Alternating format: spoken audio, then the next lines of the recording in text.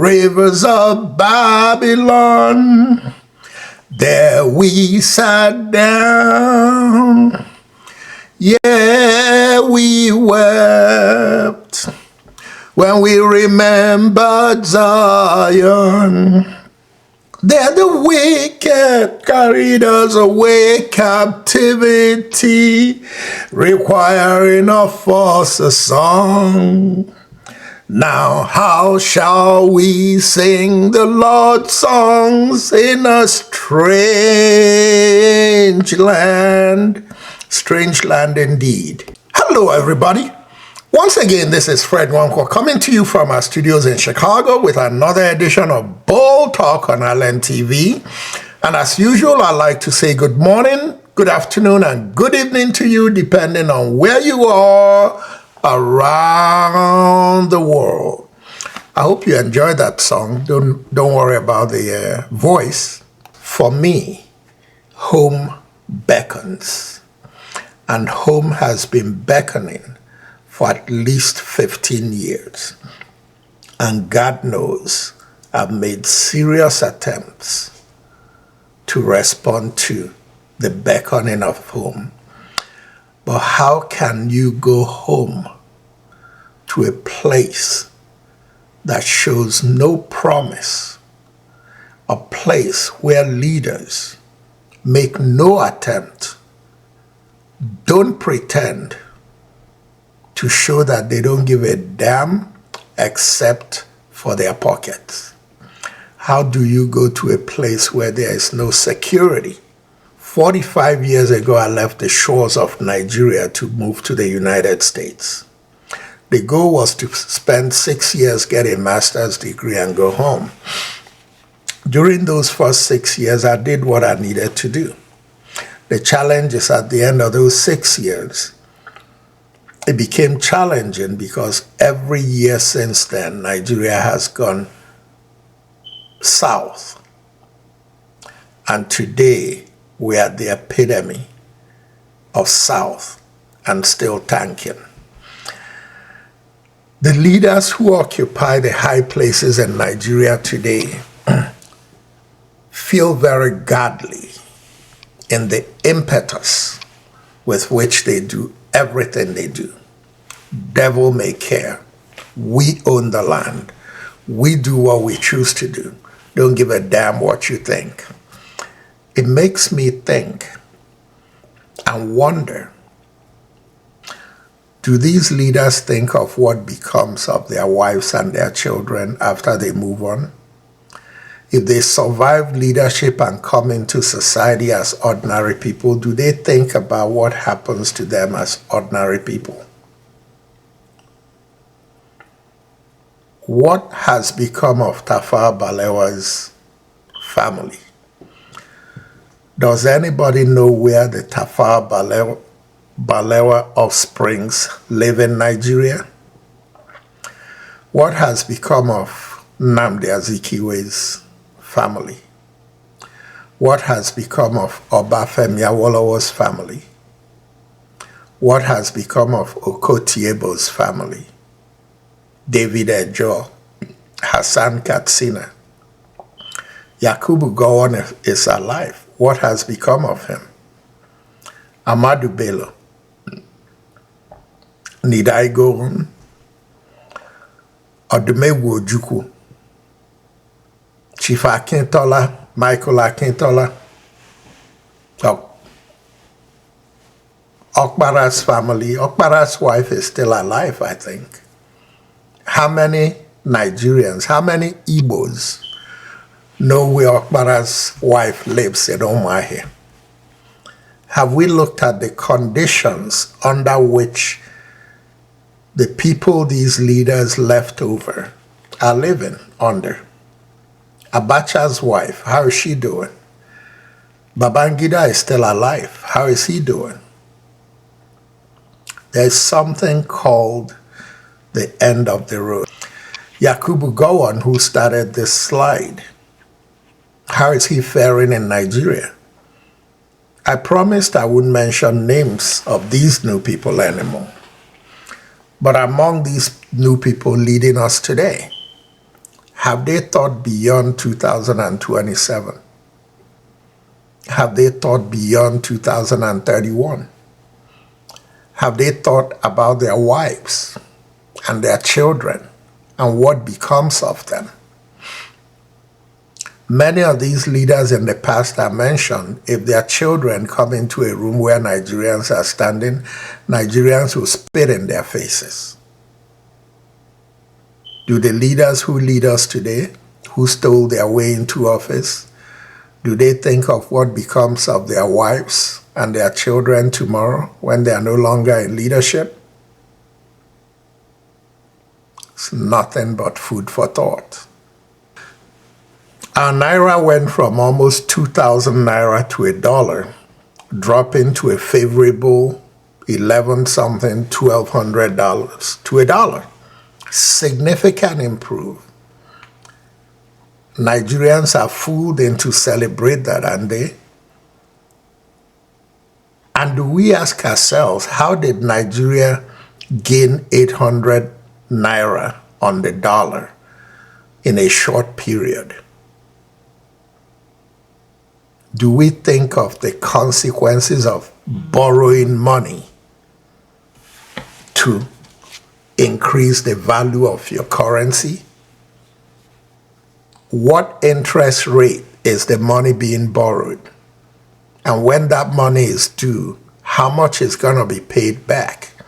And what's it going to do with your currency that artificially gained grounds on the dollar?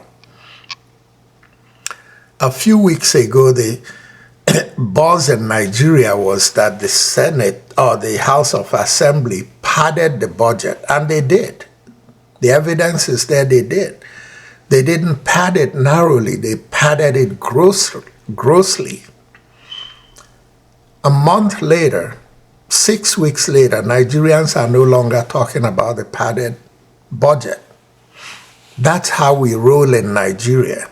We make noise, we let it go. Now we're talking about the coastal highway from Lagos to Calabar. And we're talking about how inflated the budget is. In 3 weeks, that will be dead, and that money will be spent and blown, and nothing significant will change in the lives of suffering Nigerians. How did we get this low as a country, as a people? 200 million Nigerians held hostage by at best 2,000 collaborators with the stealing and the cheating. How do 2,000 collaborators from 36 states of Nigeria, including the federal territory, hold 2 million Nigerians hostage? Nigerians, where did we go wrong? This is the only country we have. If the economy of Nigeria dies, the economy of many African countries will die along with it. The world expects Nigerians to do something to regain their country. 2,000 people with atomic weapons cannot defeat 2 million determined people. The question is, do we have 2 million determined Nigerians? As a matter of fact, do we have 50,000 determined Nigerians? Besides Dele Farotimi and Aisha Yesufu and Dele Momodu and Rufai Oseni and Sheun on Channels TV and Maokbe Ogun and Yemi Adamolekun and Chief Bode George and Pade Banjo and Olusegun Obasanjo and the obedience, be them Fulani or Igbo or Yoruba, the outspoken obedient. Note that intentionally, I did not mention any Igbos in this list of patriotic, fighting, biting Nigerians. Because if I do, I may get them in trouble. Because in Nigeria, everybody else can do what they want to do. But when an Igbo does it, boom, he's arrested. Trumped up charges. Nnamdi Kanu is still rotting in jail. When Sunday Igboho is free and Boko Haram is roaming across the country killing people. That's why I did not mention the Igbos who are fighting and fighting hard, but they know who they are, and I salute them. Besides them, where is the bite in Nigeria? Has the bite died? Every day we read things on social media about the big things that Nigerians are doing across the world against all odds inside that hellhole called Nigeria. High-achieving Nigerians are coming out into the world in America and United Kingdom and China and everywhere and excelling and beating people in those countries in competitions that make you wonder, how did these people from Nigeria against all odds come out to win those contests, be it academic or sports?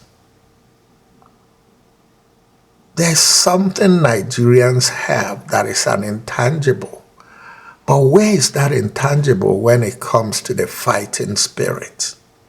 The fighting spirit to claim our democracy back from a group of rogue politicians that have hijacked it. It pains is an understatement when we talk about the state of our country. Kidnapping, armed robbery, embezzling, name it, unemployment, bad roads, no light, no water. Nobody is going to do it for us. Integrity is the key, the only key to building a nation. And where there lacks integrity, you cannot find justice. When there is no justice, you cannot find peace. When there is no peace, you're not going to have growth. Where you have no peace and insecurity, there is never going to be growth. Do we want to grow Nigeria? If we do, it's time to stand up and be counted. A Babangida couldn't break our spirit. An Abacha couldn't break our spirit. Why are we letting a civilian hold us to the biggest absolute dictatorship our country has ever experienced? Nigeria was not this bad under Babangida, not under Abacha. And that's why there was a minimum standard that the Constitution said our leaders need to have before they can run for office, even at the local government level. The minimum standard is a school certificate, WAEC certificate. Buhari did not have WAEC, and we let him rule us for 8 years. We know what happened. I said that with these new people, I'm not going to mention names anymore. But you and I know that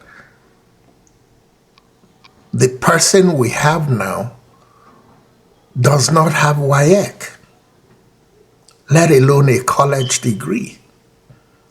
So between Buhari and the person we have now, They are not even qualified to run for local government chairmanship. And as Nigerians, we passively let them sit at the highest office we have. Where is our bite? What has gone wrong with our fighting spirit, Nigerians? That's a rhetorical question. You don't have to answer. It's Friday. We got 3 days to sleep and think. Let's think about this food for thought. Ladies and gentlemen, once again, this is Fred Nwankwo coming to you from our studios in Chicago with another edition of Bold Talk on Island TV. And until next time, good night and God bless.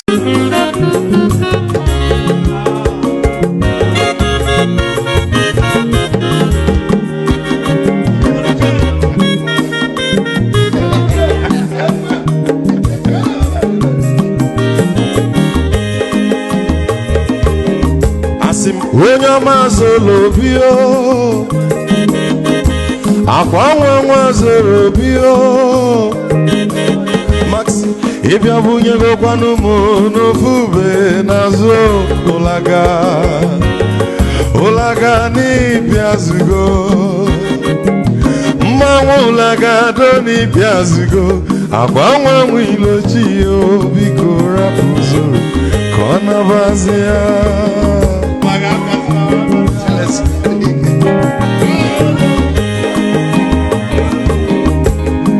Egwu kampune kene ọmọgọ ndị nsọ Chukwu emeka lumo ike Chukwu negaje ezi nwanne m ekene dị ịlapụlụ ife niile na-eme wee bịa nke gosili na anyị na gị bụ nwanne Wisdom ga-adị ka nye gị maịkị ka ogobanya bụ egwu esili mmaksi ọ bụ na-etiri egwu a malụkwa malụ n'imego m ife ọjọọ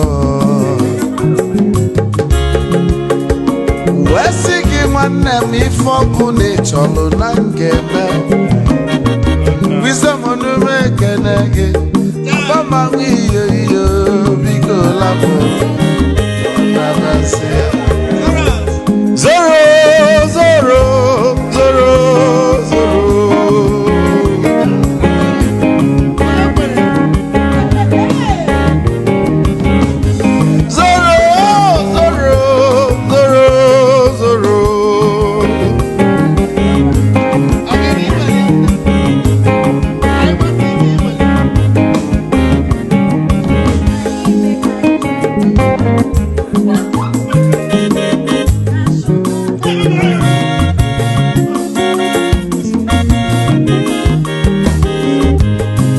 Duru joy na bugwa osa Sokoto Ujembe mwilo Anu solo mwe mwe manofya nara